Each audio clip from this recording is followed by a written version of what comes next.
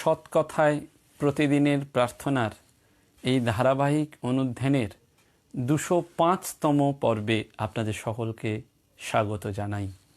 Pranaram YouTube চ্যানেলের মাধ্যমে সম্প্রচারিত হচ্ছে এই অনুষ্ঠান, তাই পবিত্রবাবুকে আন্তরিক কৃতজ্ঞতা জানাই।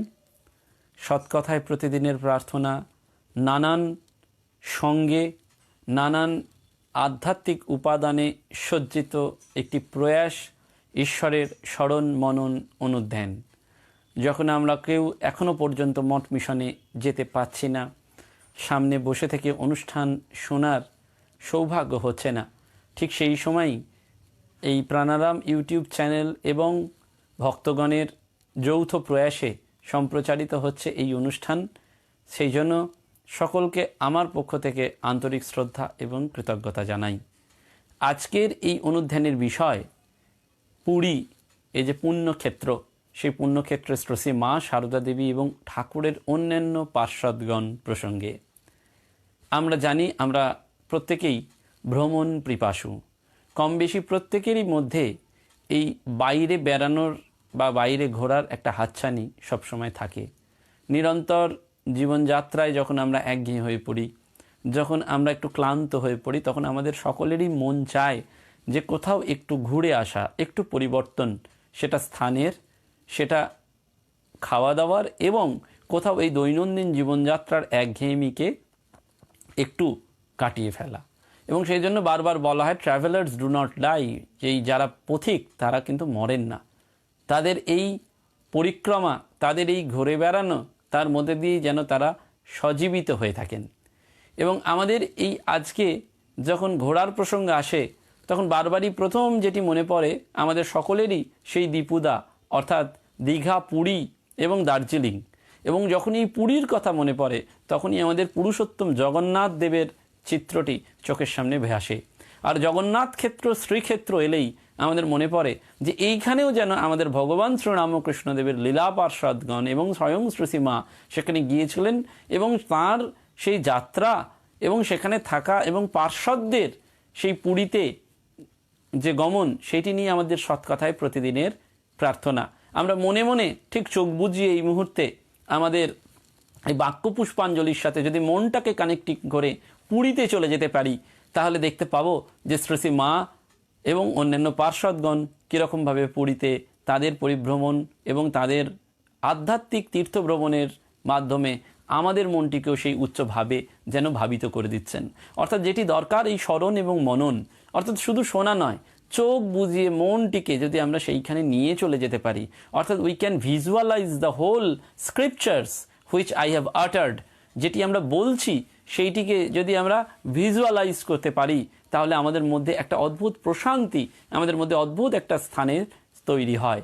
আমরা জানি যে ভগবান শ্রীরামকৃষ্ণ পরমহংসদেবের এই স্থূলতনু বা মর্ততনু ত্যাগ করার সাথে সাথে তিনি শ্রী মাকে একটি কথা বলে দিয়েছিলেন যে ওই কামার পুকুরে থাকবে, শাক বুনবে এবং দুটি খাবে, অর্থাৎ শাক ভাত খাবে আর হরিনাম করবে। কারণ শ্রী শ্রী ঠাকুরের শরীর ত্যাগের পর শ্রী মা অত্যন্ত মনোকষ্ট ব্যথিত হয়েছিলেন। অর্থাৎ অন্তরের বিরহ তার এতটাই তীব্র ছিল যে শ্রীরামকৃষ্ণ গতপ্রাণা শ্রী মাকে সেই সময় পার্থিব কোনো বিষয় নিযুক্ত রাখা খুব দুরূহ কাজ ছিল। এবং প্রায় 1 বছর শ্রী মা কাশী, অযোধ্যা, বৃন্দাবন, হরিদ্বার, জয়পুর এবং প্রয়াগ প্রভৃতি স্থান দর্শন করেন। এবং এই দর্শন করার ফলে তার অন্তরের ভাব কিছুটা যেন প্রশমিত হয়, এবং ঈশ্বর নির্ভরতাতেই কালযাপনের কথা যেন ঠাকুর বলছেন। সেই জন্য তিনি নিঃসম্বল এবং নিঃসঙ্গতার সঙ্গে লড়াই করে ঈশ্বর নির্ভরতায় কালযাপনের জন্যেই ভগবান শ্রীরামকৃষ্ণের এই নির্দেশটি ছিল শ্রী মায়ের প্রতি, তুমি কামার পুকুরে থাকবে, শাক বুনবে, শাক ভাত খাবে আর হরিনাম করবে। অর্থাৎ জায়গাটা বলছেন কোথায় থাকবেন, the place where she will live, Kamarpukur. What to do, শাক বুনবে, কি করবে, কি খাবে না, যে শাকটা বুনবে সেইটি ভাত দিয়ে খাবে, শাক ভাত খাবে। তাহলে অ্যাক্টিভিটি কি হবে, হরিনাম করবে, ভগবানের নাম করবে। অর্থাৎ এইটি যেন মায়ের জীবনে বর্ণে বর্ণে সত্যি হয়েছিল। এবং 8-9 মাস কষ্টের পর ভক্তদের আগ্রহে তিনি কলকাতার বলরাম বাবুর বাড়িতে আসেন এবং তারপর নীলাম্বর বাবুর বাড়িতে প্রায় 6 মাস ছিলেন এবং ভাড়ার মেয়াদ শেষ হলে পুনরায় বলরাম বাবুর বাড়িতে আসেন এবং সেখান থেকেই তিনি পুরী যাত্রা করেন। প্রথম মা পুরীতে যাত্রা করেন, কারণ তখন রেলপথ চালু হয়নি এবং হাঁটা পথও ছিল খুব দুর্গম এবং বিপদসংকুল। তাই কলকাতা থেকে পুরী যেতে হলে চাঁদবালি পর্যন্ত জাহাজে এবং চাঁদবালি থেকে কটক ছোট ছোট লঞ্চে বা গরুর গাড়িতে যেতে হতো। কটক থেকে পুরী গরুর গাড়িতে বা হেঁটেও যাওয়া যেত। মা প্রথম যে সময় যান সেটি 8 কিংবা 9 নভেম্বর 1888 থেকে। তিনি সেখানে ছিলেন 8 কিংবা 9 জানুয়ারি 1889, অর্থাৎ 2 মাস সেখানে প্রথম ছিলেন। বলরামবাবুর ব্যবস্থাপনায় 1888 খ্রিস্টাব্দের 5ই নভেম্বর শ্রী মা পুরীর উদ্দেশ্যে যাত্রা করেছিলেন। সেই সময় মায়ের সঙ্গী ছিলেন স্বামী ব্রহ্মানন্দ, স্বামী যোগানন্দ, স্বামী শারদানন্দ, যোগিন মা ও তাঁর জননী গোলাপ মা এবং লক্ষ্মী দিদি। কলকাতা থেকে রওনা হয়ে তারা স্টিমারে করে চাঁদবালিতে আসেন 7ই নভেম্বর। চাঁদবালি থেকে কটক ক্যানেল স্টিমারে এবং কটক থেকে গরুর গাড়িতে করে তিনি জগন্নাথ ধামে পৌঁছন 9ই নভেম্বর সকালে। কটক থেকে পুরীর উদ্দেশ্যে তারা গরুর গাড়িতে করে যাত্রা করেন। এটি শ্রী মায়ের প্রথম যাত্রাপথ, অর্থাৎ এত কষ্ট করে তিনি পুরী যাচ্ছেন এবং তাড়াতাড়ি পৌঁছানোর জন্য শারদানন্দ মহারাজ নিজে গাড়ি চালিয়েছিলেন।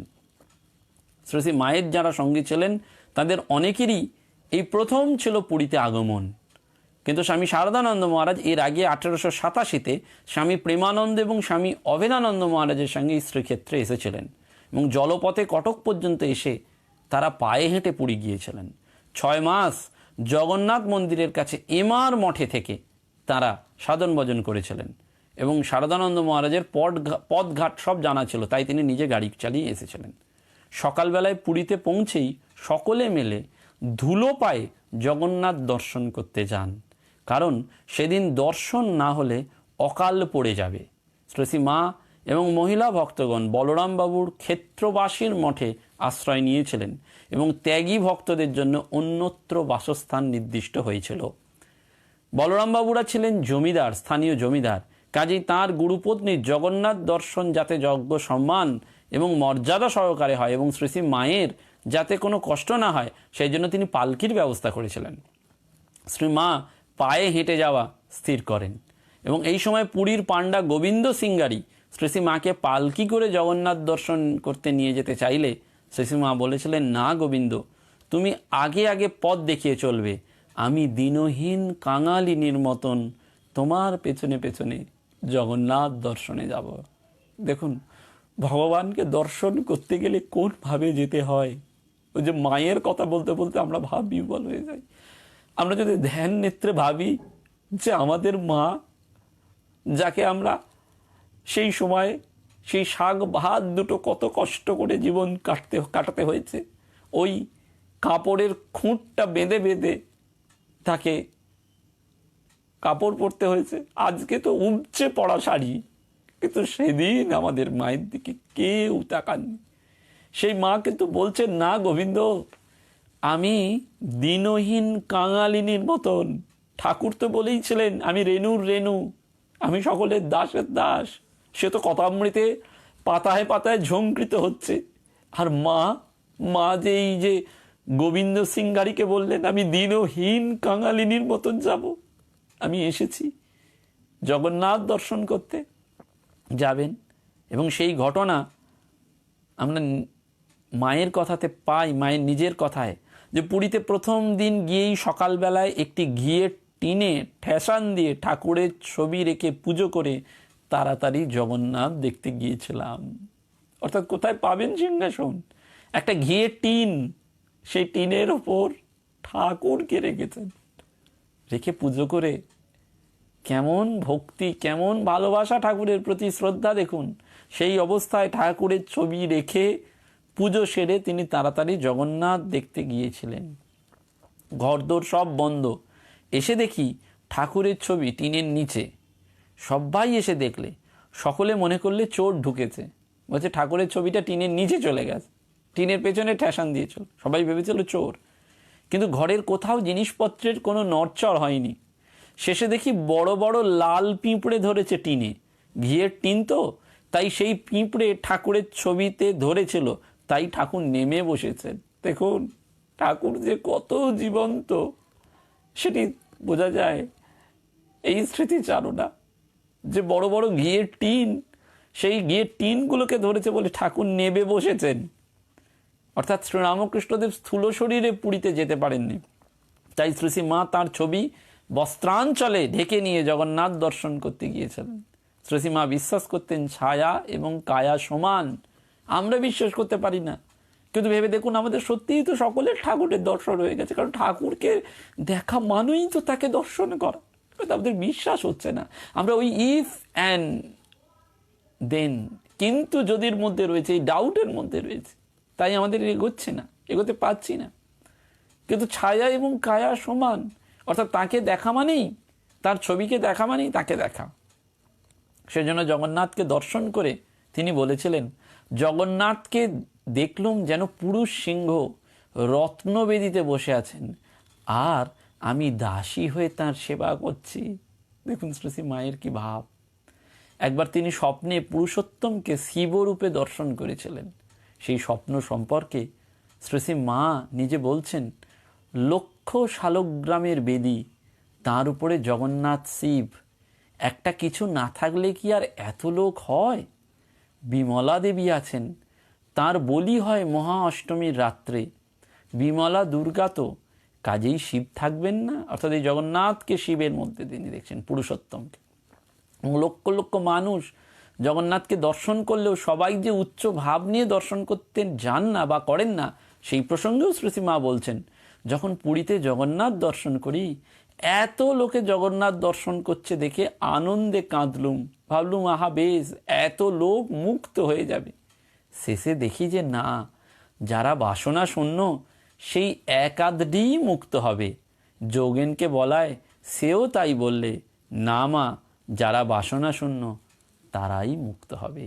অর্থাৎ সবাই পুরীতে গিয়ে জগন্নাথ দর্শন করলেই মুক্ত হয়ে যাবে তা না, ওই উচ্চ ভাবটি নিয়ে যেতে হবে।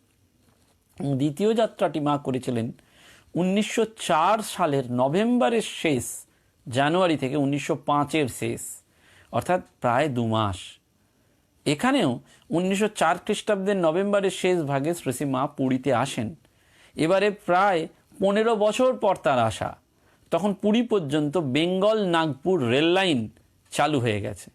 এবারে মায়ের সঙ্গে ছিলেন পাগলি মামি, গোলাপ মা, লক্ষ্মী দিদি, রাধু, মাস্টারমশাইয়ের স্ত্রী, চুনিলাল বসুর স্ত্রী এবং কুসুম কুমারী। এই কুসুম কুমারী হচ্ছেন গোপালের মায়ের মন্ত্রশিষ্যা, বাল্য বিধবা, স্বামীজির সান্নিধ্য লাভ করেছিলেন এবং তিনিও পরে মায়ের সেবা করেছেন। আর পুরুষ সঙ্গী ছিলেন 3 জন, স্বামী প্রেমানন্দজি, মায়ের খুল্লতাত নীলমাধব এবং আশুতোষ মিত্র। এছাড়াও আরও অনেকে এবারে সঙ্গে ছিলেন বলেই অনেকে মনে করেছিলেন। শ্রী মায়ের অন্যতম সেবক আশুতোষ মিত্রের বর্ণনা থেকে জানা যায় যে মায়ের জন্য 2য় শ্রেণী এবং পুরুষদের জন্য ইন্টার ক্লাসে টিকিট রিজার্ভ করা হয়েছিল। সারা রাত ট্রেন চলে পরের দিন সকালে পুরীতে পৌঁছায়। শ্রী মা ও অন্যান্য সকলের বড় রাস্তার ধারে ক্ষেত্রবাসীর মঠে এবং স্বামী প্রেমানন্দের জন্য সমুদ্র তীরে বলরামবাবুর অন্য একটা বাড়ি শশী নিকেতনে ব্যবস্থা করা হয়েছিল। এই বাড়িটি ভালো এবং প্রশস্ত, দোতলা থেকে সমুদ্র দর্শন করা যায়। তুলনায় ক্ষেত্রবাসী মঠের যে বাড়িটি সেটি পুরনো ছিল এবং খড়ের ছাউনি ছিল। এই শশী নিকেতনের বাড়িটি অপেক্ষাকৃত আরামদায়ক হলেও শ্রীমা কিন্তু ক্ষেত্রবাসীতেই থাকতেন, কারণ সেটি ছিল মন্দিরের কাছে, খুব হেঁটে মন্দিরে যাওয়া যায়।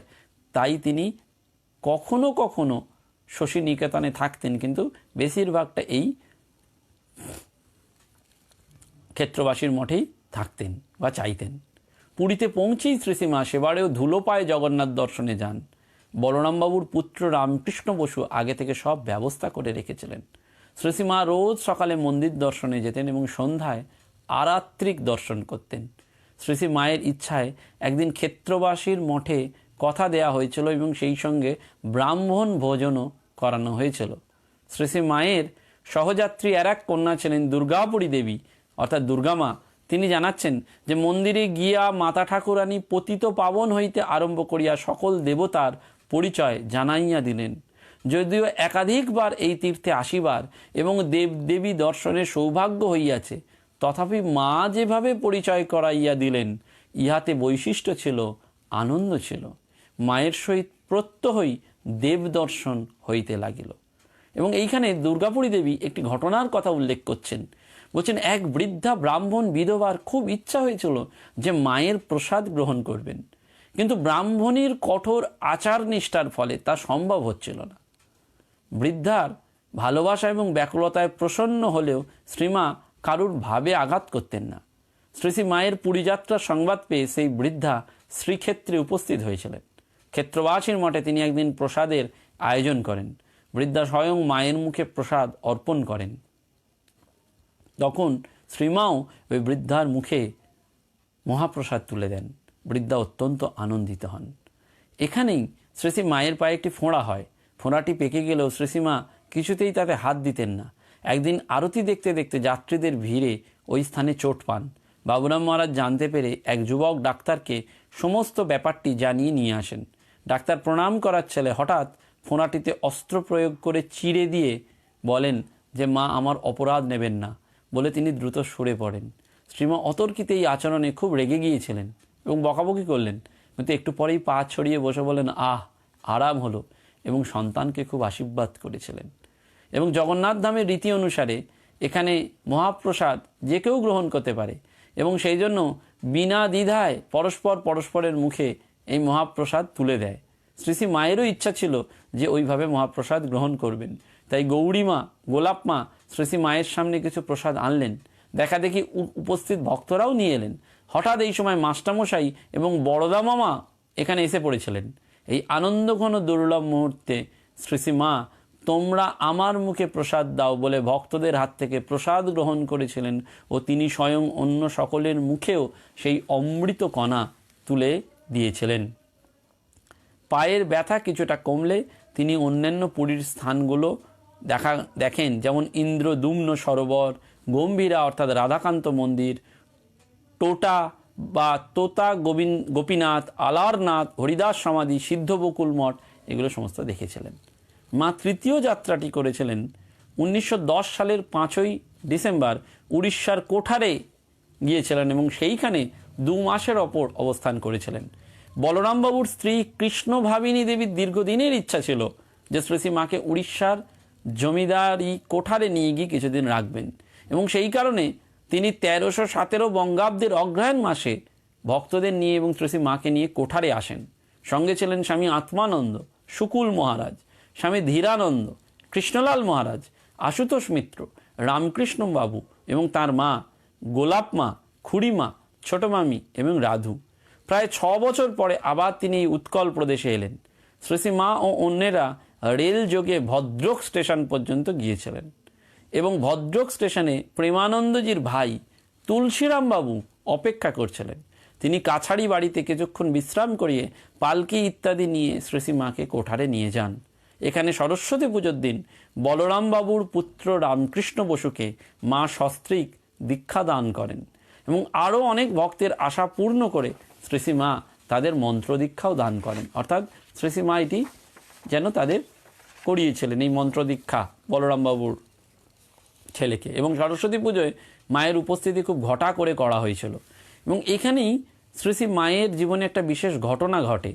সেটি কি না, কোঠারের পোস্টমাস্টার দেবেন্দ্রনাথ চট্টোপাধ্যায় ব্রাহ্মণ সন্তান হয়েও যৌবনে তিনি খ্রিস্ট ধর্মে দীক্ষিত হন। পরে ভুল বুঝতে পেরে অনুশোচনা করতে থাকেন। শ্রী শ্রী মা ওই সন্তানের প্রায়শ্চিত্ত করিয়ে কৃষ্ণলাল মহারাজের দ্বারা পুনরায় ব্রাহ্মণের যজ্ঞোপবীত এবং গায়ত্রী প্রদানের ব্যবস্থা করেন। পরের দিন অর্থাৎ সরস্বতী পুজোর দিন শ্রী শ্রী মা তাকে দীক্ষা দান করেন। এখানে শ্রীমা স্বধর্ম ত্যাগীকে যেন পুনরায় আবার নিজ ধর্মে প্রতিষ্ঠা করে দিয়েছিলেন। এইটি এই উড়িষ্যার কোঠারের একটি গুরুত্বপূর্ণ জায়গা বা স্থান মাহাত্ম্য বলা যেতে পারে, যেখানে শ্রী শ্রী মায়ের জীবনে এরকম ঘটনা ঘটেছিল। কোঠারের আরেকটি ঘটনা আমাদের কাছে বিশেষ করে তাৎপর্যপূর্ণ। সরস্বতী পুজোর পর একদিন দুপুরে স্বল্প বিশ্রামান্তে শ্রী শ্রী মা পা মেলে স্থির হয়ে বসে আছেন। চোখ খোলা থাকলেও দৃষ্টি বহির্জগতে ছিল না। সেবক 10-15 মিনিট অপেক্ষা করার পর শ্রী শ্রী মা জিজ্ঞাসা করলেন, কতক্ষণ এসেছ? সেবক বললেন, বেশিক্ষণ নয়। এরপর শ্রী শ্রী মা বললেন, বারবার আসা এর কি শেষ নেই? শিব শক্তি একত্রে, যেখানে শিব সেখানেই শক্তি, নিস্তার নেই, তবু লোকে বোঝে না। অর্থাৎ তাঁর স্বরূপটি যেন তিনি পূর্ণ ক্ষেত্রে, শ্রীক্ষেত্রে যেন জানিয়ে দিয়ে গেলেন। শ্রী মায়ের সেবক এবং সন্তান আশুতোষ মিত্র বলছেন যে শ্রী মা বলেছেন, একবার দেখি কি তা জানো? দেখি না ঠাকুরই সব হয়েছেন, যেদিকে দেখি সেই দিকেই ঠাকুর, কানাও ঠাকুর, খোঁড়াও ঠাকুর, ঠাকুর ছাড়া আর কিছু নেই। তখন বুঝলাম তাঁরই সৃষ্টি, তিনিই সব হয়ে রয়েছেন, জীব কোনো কষ্ট পাচ্ছে না, তিনিই পাচ্ছেন। তাই তো যে এসে কেঁদে পড়ে তাকেই উদ্ধার করতে হয়, তাঁরই জিনিসে তাকেই করি। এই যে ডেও পিঁপড়ে যাচ্ছে, রাধি তাকে মারবে, দেখলুম কি জানো? দেখলুম সেটা পিঁপড়ে নয়, ঠাকুর। সেই ঠাকুরের হাত পা মুখ চপ রাধিকে আটকালুম, ভাবলুম তাই তো, সব জীবই যে ঠাকুরের। আমি আর কি করতে পাচ্ছি, কজনকে দেখতে পাচ্ছি, তিনি যে সকলের ভার আমার উপর দিয়েছেন, সকলকে দেখতে পারতুম তবে তো হতো। এবং মায়ের চতুর্থ যাত্রাটি 1911 দক্ষিণ ভারত ভ্রমণের পর মাদ্রাজ হয়ে মা কলকাতা ফিরে আসেন এবং ফেরার সময় রাজমাহেন্দ্রীতে গোদাবরী স্থান এবং একদিন বিশ্রাম করেন এবং তার পরের দিন পুরীতে আসেন। এবারে 3-4 দিন মাত্র ছিলেন এবং বলরামবাবুদের যে সমুদ্রের নিকটবর্তী শশী নিকেতনেই থাকতেন এবং 28 চৈত্র 11 এপ্রিল কলকাতায় ফেরেন। 7 জুলাই 1912 মায়ের কথায় পাওয়া যায় যে রথযাত্রার সময় জগন্নাথ দর্শন করতে পুরী যাওয়ার কথা ছিল, কিন্তু অতিরিক্ত ভিড়ের জন্য শীতকালেই যাওয়া হয়। দুর্গাপুরী দেবী তার বইতে লিখেছিলেন যে পূর্বেও একবার মাতা ঠাকুরানীর সহিত রথযাত্রাকালে লেখিকার অর্থাৎ দুর্গাপুরী দেবীর জগন্নাথ দেবের দর্শন লাভ হইয়াছিল, সম্ভবত 1308 অর্থাৎ 1901। মায়ের সহিত রথের উপর উঠিয়া মহাপ্রভুকে স্পর্শ করিবার এবং রথরজ্জু টানিবার সৌভাগ্য ঘটিয়াছিল। এই শ্রী মায়ের একেবারে পূর্ণ ক্ষেত্রে যাওয়া, কারণ ঠাকুর বারবার বলতেন এই 3টি জিনিস, জগন্নাথের মহাপ্রসাদ, বৃন্দাবনের রজ আর গঙ্গা জল বা গঙ্গা বাড়ি, এটি হচ্ছে সাক্ষাৎ ব্রহ্ম। এবং সেই জন্য আমরা এই যে শ্রী মায়ের কথা যেমন পাই, তেমনি বাবুরাম মহারাজের কথাও পাই। 1887 সালের ফেব্রুয়ারি মাসের শেষ দিকে ঠাকুরের জন্মোৎসবের পর বাবুরাম মহারাজ, শারদানন্দ মহারাজ এবং অবেদানন্দ মহারাজ এই পুরীতে যান এবং সেটি আমরা বলেছি। এই পুরীতে মাসাধিককাল তীর্থবাসের সময় কঠিন তপস্যা এবং কৃচ্ছ সাধনের ফলে বাবুরাম মহারাজ অসুস্থ হয়ে পড়েন। স্বামী শারদানন্দ এবং অবেদানন্দ মহারাজ তাকে বলরাম বাবুর যে ক্ষেত্রবাসীর মঠ সেখানে নিয়ে আসেন। সেবা শুশ্রূষায় আরোগ্য লাভ করে তিনি জগন্নাথ দেবের কাছ থেকে বিদায় নিয়ে সাক্ষী গোপাল এবং ভুবনেশ্বরে দেব দর্শন করে বরানগর মঠে ফিরে যান এই বাবুরাম মহারাজ। পুরীতে বাসকালে একদিন বাবুরাম মহারাজ দেখলেন, কি দেখলেন না, মন্দিরের সম্মুখে খ্রিস্টান প্রচারকরা যিশুর মহিমা কীর্তন করছেন। অমনি তাঁর জাতিগত অহংকার উদিত হয়ে বাধা দানে তিনি অগ্রসর হলেন। তিনি শ্রোতাদের পাশে দাঁড়িয়ে উচ্চৈস্বরে হরিবোল হরিবোল হরিবোল এই বলে শত শত নরনারীর কণ্ঠে ওই বোলটি আনালেন এবং শত শত নরনারী তখন ওই হরিবোল হরিবোল করতে লাগলো। তখন তাদের সভা ভেঙে গেল। পণ্ডিতরা স্বামী প্রেমানন্দকে ধন্যবাদ দিলেন যে আমরা এতদিন ভয়ে কিছু বলতে পারিনি। কিন্তু বাবুরাম মহারাজের কপালে এই আনন্দ থেকে বিষাদ এলো, কারণ রাত্রে তিনি দেখলেন ঠাকুর তাকে স্বপ্ন দিয়ে বলছেন, হ্যাঁ রে, ওদের সভা ভেঙে দিলি কেন? ওরা তো আমার নাম, আমার কথাই প্রচার করছিল, কাল ভোরে উঠে গিয়ে ক্ষমা চাইবি ওদের কাছে। বাবুরাম মহারাজ সকালে উঠেই খুঁজতে বেরিয়ে গেলেন এবং বহু কষ্টে সেই খ্রিস্টান প্রচারকের বাসস্থানের সংবাদ পেয়ে তার কাছে ক্ষমা চেয়ে এলেন। অর্থাৎ পুরীতেও ওই ভগবান জানিয়ে দিলেন জগন্নাথ তিনি সকলের নাথ। ওই খ্রিস্টানরাও পুরীতে গিয়ে যে তাদের নাম, প্রভুর নাম বলছে, সে আসলে ঠাকুরেরই নাম। অর্থাৎ মায়ের এক অভিজ্ঞতা, সব ঠাকুরকে দেখছেন, ওই কানা খোঁড়া পিঁপড়েটা পর্যন্ত বাবুরাম মহারাজকে দিয়ে দেখিয়ে দিলেন শ্রীরামকৃষ্ণ খ্রিস্ট ধর্মের প্রচারক, সেও ওই ঠাকুরেরই কথাই যেন বলছেন। স্বামী ব্রহ্মানন্দ মহারাজ তিনিও 1887 খ্রিস্টাব্দে নভেম্বর মাসে শ্রী মায়ের সঙ্গে প্রথম পুরীতে আসেন এবং মাধুকরীতে জীবনযাপন, জগন্নাথ দর্শন এবং দীর্ঘক্ষণ ধরে ধ্যান জপ করে তিনি সময় কাটাতেন। কঠিন তপস্যা ভিক্ষান্নে তার উদর পূর্তি করতেন এবং কঠোর কৃচ্ছ সাধনের জন্য তাঁর শরীর দিন দিন জীর্ণ শীর্ণ হয়ে যাচ্ছিল দেখে শ্রী মা চিন্তিত হয়ে পড়েছিলেন এবং এই অবস্থায় তার পক্ষে দীর্ঘকাল স্বেচ্ছা অনুসারে আহার বিহার এবং তপস্যাদি করা সম্ভব হবে না মনে করে কয়েক মাস পরেই পুরী থেকে কটক হয়ে তিনি বরানগর মঠে ফিরে যান। 1906 সালের তিনি আবার পুরী যান এবং পুরীতে মহারাজ প্রায়ই যেতেন এবং শশী নিকেতনে থেকে সাধন ভজন করতেন। অর্থাৎ রাজা মহারাজেরও খুব স্থান এই পুরী খুব আনন্দের জায়গা ছিল। এবং রামকৃষ্ণানন্দ মহারাজও এই 1906 সালে পুরীতে এসে মিলিত হন এবং এই রাজা মহারাজের একটি মঠ স্থাপন করার ঐকান্তিক ইচ্ছা জেনে বলরামবাবুর পুত্র রামকৃষ্ণ বসু 1911 খ্রিস্টাব্দে চক্রতীর্থে এক খণ্ড ভূমি দান করেন এবং সেখানেই পরে 1932 সালে মঠ হয়, যেটি ভুবনেশ্বর মঠে আমরা হিসেবে জানি। স্বামী তুরীয়ানন্দ মহারাজ সেখানেও তাই 1911 খ্রিস্টাব্দের প্রথম দিকে স্বামী ব্রহ্মানন্দজির আহ্বানে স্বামী তুরীয়ানন্দ মহারাজ পুরী ধামে যান এবং কয়েক মাস কাটিয়ে বছরের শেষে বেলুর মঠে ফিরে যান। ওই সময় তার চক্ষু রোগ হয়েছিল এবং জনৈক সন্ন্যাসী স্বামী সর্বানন্দজি সেই যে অ্যাসিডটি দিয়ে ফেলেছিলেন, অর্থাৎ ওই অ্যাসিডটা দেওয়ার পরে তার চোখে যখন প্রচণ্ড কষ্ট, কিন্তু তিনি বিরক্তি প্রকাশ করলেন না। সন্ন্যাসীকে সান্ত্বনা দিয়ে বললেন, দেখো ওষুধ চোখে পড়তেই মনে হলো শরীরে যেন আগুন জ্বলছে। তখন ভাবলাম, তবে কি মা আমার চোখটি নেবার ইচ্ছা হয়েছে তোমার ইচ্ছাই পূর্ণ হোক। জগন্নাথ দেবের ইচ্ছায় সেই স্থিতদী মহাপুরুষের চোখটি রক্ষা পেয়েছিল। এই হচ্ছেন তুরীয়ানন্দজি মহারাজ। এবং পুরীতে অবস্থানকালেই এই তুরীয়ানন্দ মহারাজ অর্থাৎ হরি মহারাজের দেহত্যাগের সম্ভাবনা উঠেছিল। তিনি ডায়াবেটিস রোগে কোমায় আক্রান্ত হয়েছিলেন। ডাক্তাররা সব আশা ছেড়ে দিয়েছিলেন, কোমায় চলে গেলে যা হয়। হঠাৎ তিনি চোখ খুলে পাশে বসা স্বামী শঙ্করানন্দ মহারাজকে বললেন, অমূল্য, এবার যাওয়া হলো না। কয়েক বছর পরে কাশী সেবাশ্রমে বসে তিনি সন্ন্যাসীদের বলেছিলেন, প্রথমটায় অনেক সাধু সন্ত এবং দেবদেবী দেখতে লাগলাম, পরে দেখছি প্রাণ শরীর ছেড়ে যেন বেরিয়ে যাচ্ছে। আবার ভেতরে আরেকটা শক্তি প্রাণকে টেনে নেবার চেষ্টা করছে, একটা টাগ অফ ওয়ার চলছে। এমন সময় স্বামীজি এসে বলছেন, হরিভাই কোথায় যাচ্ছ, এখনো তো সময় হয়নি। তখন দেখি উৎক্রমণ শক্তি পরাভূত হয়ে প্রাণটাকে স্বস্থানে ফিরিয়ে দিল। পুরীতে জগন্নাথ দেবের দেবদর্শনে গিয়ে একদিন কানে হঠাৎ একটা গম্ভীর আওয়াজ এলো। শুনে তার হৃদয় এমন উল্লসিত হলো যে হাওয়ার উপর দিয়ে যেন হাঁটার ইচ্ছা হলো। আওয়াজটা কখনো গমগম, কখনো সুরেলা, কখনো সুরের বৈচিত্র্য এবং মাধুর্যে যেন মোহিত করে দিচ্ছিল। তারপর মনে হলো শাস্ত্রে যে অনাহত ধ্বনির কথা আছে, এও যেন তাই।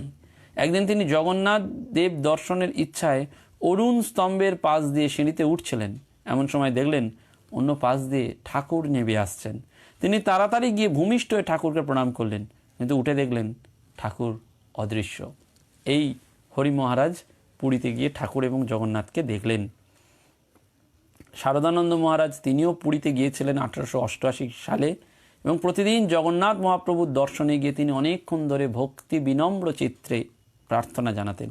ভক্তদের অনুকরণে খুঁটিনাটি সমস্ত অনুষ্ঠান নিষ্ঠা সহকারে পালন করতেন।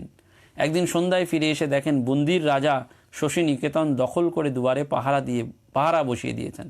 ভদ্রভাবে আপত্তি করলেও রাজার সেক্রেটারি উদ্ধতভাবে জবাব দিলেন। মহারাজ শান্ত দৃঢ় স্বরে বললেন, এটি বন্দি নয়, ইংরেজ রাজ্য। তখন সেক্রেটারি মহাশয়ের চমক ভাঙল। নিজেদের অসহায় অবস্থা বুঝিয়ে বললেন, শারদানন্দ মহারাজ সমুদ্র তীরে বলরামবাবুর অন্য একটা বাড়িতে গিয়ে 1 সপ্তাহ পর ফিরে এলেন শশী নিকেতনে, বন্দির রাজা ফিরে যাওয়ার পর। মাস্টারমশাই, তিনি ভক্তদের বলেছিলেন, ঠাকুর অনেকবার আমাদের বলেছেন যে আমি পুরীর জগন্নাথ। আমাদের কয়েকবারই পুরী পাঠিয়েছিলেন। একদিন বলে দিলেন জগন্নাথ দেবকে আলিঙ্গন করবে। তখন মাস্টারমশাই মহা ভাবনায় পড়েছেন, কি করে করবেন। শেষে মনে এক বুদ্ধি এলো, অনেকগুলো রেজকি পয়সা, কিছু টাকা পকেটে করে নিয়ে গিয়ে নিজে সব ওই নিচে গর্ভগৃহে ছড়িয়ে দিলাম। পান্ডারা ওই সময় কুড়োচ্ছিল আর আমি এই ফাঁকে রত্ন বেদিতে উঠে মহাপ্রভুকে আলিঙ্গন করে নিলাম। কেউ কেউ দেখতে পেয়ে হৈ হৈ করে উঠল। আমি ফস করে নেমে প্রদক্ষিণ করতে লাগলাম। যিনি আমাকে বলে দিয়েছিলেন তিনি আমায় বুদ্ধি দিলেন। এখন ভাবলে অবাক হই কি করে এই অসীম সাহসের কাজটি করেছিলাম। মাস্টারমশাই বলছেন এমনই রং ধরিয়ে দিলেন ঠাকুর যে পুরী থেকে আসা যাত্রীদের কাছ থেকে জগন্নাথ দেবের টাটকা প্রসাদের জন্য হাওড়ার পুলের ওপর গিয়ে দাঁড়াতাম। পুরীতে কত কাণ্ড হয়েছে, বুদ্ধদেবেরও স্মৃতি রয়েছে। এখনও তার একটি মূর্তি আছে সূর্য মন্দিরে। পুরাণের মতে এটিই নাকি শ্রীকৃষ্ণের নাভি, তাই পুরীকে নাভি ক্ষেত্র বলা হয়। এই পুরীর কথা তিনি বারবার বলছেন। মাস্টারমশাই বলছেন, একটি ঘটনার কথা মনে পড়ছে। 1894 ঠাকুরের শরীর গেছে, পুরীতে তিনি গেছেন, পাণ্ডার বাড়িতে উঠেছেন। বাবুরাম মহারাজ আছেন শশী নিকেতনে, বলরামবাবু আছেন। মন্দিরে দেখা হলো, তারা ধরে নিয়ে এলো শশী নিকেতনে মাস্টারমশাইকে। তখনই প্রথম কথামৃত পড়ে শোনাই। বাবুরাম মহারাজ, বলরামবাবু আর বাড়ির সকলের শ্রোতা। তখনও বই বার হয়নি, ডায়েরি মাত্র। পুরীর কথায় মাস্টারমশাই বারবার বলতেন যে যত অধিক দর্শন করবে ততই মনে ওই তীর্থের সংস্কার দৃঢ়মূল হবে। প্রত্যেকটি দর্শনীয় স্থানে একটি ভাব প্রবাহ থাকে, পুনঃ পুনর্দর্শনে ওই ভাব সঞ্চিত হয়। এটি মাস্টারমশাইয়ের কথা। লক্ষ্মী দিদি তিনিও ভক্ত শিষ্য বিপিনবাবুর সঙ্গে পুরীতে আসেন এবং এই সময় ঠাকুরের দর্শনের জন্য তিনি খুব ব্যথিত ছিলেন। মন্দিরে গিয়ে তিনি দৈববাণী শুনেছিলেন লক্ষ্মী দেবী, লক্ষ্মী তুমি দুঃখ করো না, তোমার রামকৃষ্ণদেব এবং আমি একই। অর্থাৎ জগন্নাথ ওই লক্ষ্মী দিদিকেও সেটি বলেছিলেন। অর্থাৎ লক্ষ্মী দিদির সমস্ত দুঃখ দূর হয়ে গিয়ে তিনি আনন্দের সাগরে আপ্লুত হয়েছিলেন। 1924 থেকে 1926 তিনি লক্ষ্মী নিকেতনে বাস করতেন এবং এখানেই তার দেহত্যাগ হয় 1926 সালে। তিনি প্রত্যহ ভোর 3টায় উঠে ঠাকুর, মা, শিব, দুর্গা, মহাপ্রভু এবং রাধাকৃষ্ণের স্মরণপূর্বক দীর্ঘক্ষণ ধরে জপ করতেন। সারাদিন জপ, ধ্যান এবং শ্রীমন্দিরে দর্শন প্রণাম করে রাত 8টায় রাস পঞ্চাধ্যায়ের একটি অধ্যায় আবৃত্তি করে প্রসাদের পর শয়ন করতেন। অর্থাৎ এই হচ্ছে পুরীর ক্ষেত্র বা শ্রীক্ষেত্রে ঠাকুরের পার্ষদরা এবং শ্রী মায়ের যে বৃত্তান্ত। এই জগন্নাথ ধাম, পুরীর যে জগন্নাথ ধাম বা জগন্নাথ ক্ষেত্র যাই বলুন, সেটি ভারতবর্ষের প্রধান একটি তীর্থক্ষেত্র এবং এটি ভারতবর্ষ বা ভারত সভ্যতার আদি গ্রন্থ যে ঋগ্বেদ, সেটিতে এর কথা রয়েছে। বলাই হয়েছে এর 10ম মণ্ডলে, ওই দেখো সমুদ্র পৃষ্ঠে একখণ্ড কাষ্ঠ ভাসমান, তাকে অবলম্বন করে তুমি ভবসাগর উত্তীর্ণ হও। পণ্ডিতরা মনে করছেন যে এই দারু ব্রহ্ম জগন্নাথ দেবের উপলক্ষে ঋষি কণ্ঠে সেইটি যেন উচ্চারিত হয়েছে। আমরা সেই জগন্নাথ রূপী শ্রীরামকৃষ্ণকে প্রণাম করি আর সেই তীর্থক্ষেত্রে বারবার মনের অভিলাষটি রেখে দূর থেকে যেন মানস ভ্রমণটি করতে পারি এবং বুঝতে পারি এই তীর্থক্ষেত্রের মহিমা। আমাদের শ্রীরামকৃষ্ণ ভাব আন্দোলনের স্বয়ং মা এবং অন্যান্য পার্ষদরা কত স্বমহিমায় উজ্জ্বল করে রেখেছেন। সকলকে প্রণাম জানিয়ে আজকের সৎকথার প্রার্থনা এখানেই শেষ করলাম। নমস্কার, ধন্যবাদ।